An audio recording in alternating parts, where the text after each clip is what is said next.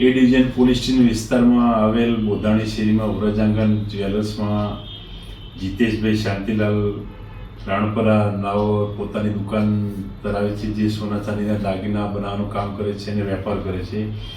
તેમની દુકાનમાં 6 કારીગરો કામ કરતા હતા, જેમાંથી એક કારીગર શેખ બાદશાહ હુગલી જિલ્લાનો, પશ્ચિમ બંગાળ રાજ્યનો, જે આશરે 473.5 ગ્રામ સોનું લઈ આશરે 61 લાખ રૂપિયાના સોનાની ગિન્નીઓ લઈ અને અત્રેથી રફુચક્કર થઈ અને જે નોકર ચોરી કરેલ છે.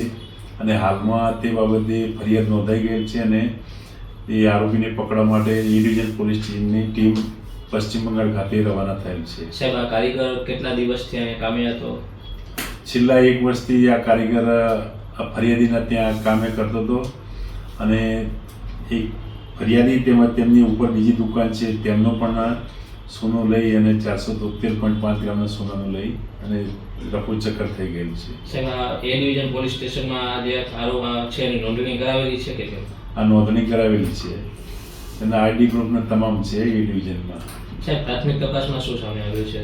પ્રાથમિક તપાસમાં આ રીતના અગાઉ પણ ઘણી વખતે બનાવ બનેલ છે કે કારીગરો જે જ્વેલર્સની દુકાનો હોય તેમના સોના ચાંદીના દાગીના બનાવતા ત્યાંથી એમનો મનમાં ખરાબ વિચાર આવે અને પછી લાલચ જાગે તો દાગીના અથવા સોનાની લગડીઓ લઈને રવાના થઈ જતા હોય છે. સાહેબ, ખાસ આના માટે સોની બજારમાં વેપારીઓને શું સાવચેત રહેવા અપીલ કરશો? સાહેબ, સોની બજારના વેપારીને અગાઉ પણ એક વખત મિટિંગ ભરી અને સૂચનાઓ આપી હતી કે તમારા ત્યાં કોઈ પણ કારીગર રાખો તેની નોંધણી પોલીસ સ્ટેશન ખાતે અવશ્ય કરાવી, તેમજ તેનો આધાર કાર્ડ તેમજ અન્ય આઈડી પ્રૂફ પણ લેવા, જેથી ભવિષ્યમાં કોઈ આવું કોઈ છેતરપિંડી અથવા નોકર ચોરી કરે તો તેનું પૂરેપૂરું સરનામું અને નામ મળી રહે, જેથી એ બાબતે પોલીસને પણ સહેલાઈ રહે પકડવામાં આરોપીને. સાહેબ, હજી ઘણા સોની વેપારી છે તે રજીસ્ટ્રેશન પોલીસ સ્ટેશનમાં નથી કરાતા, તેમના વિરુદ્ધ કઈ પ્રકારની કાર્યવાહી કરવામાં આવશે?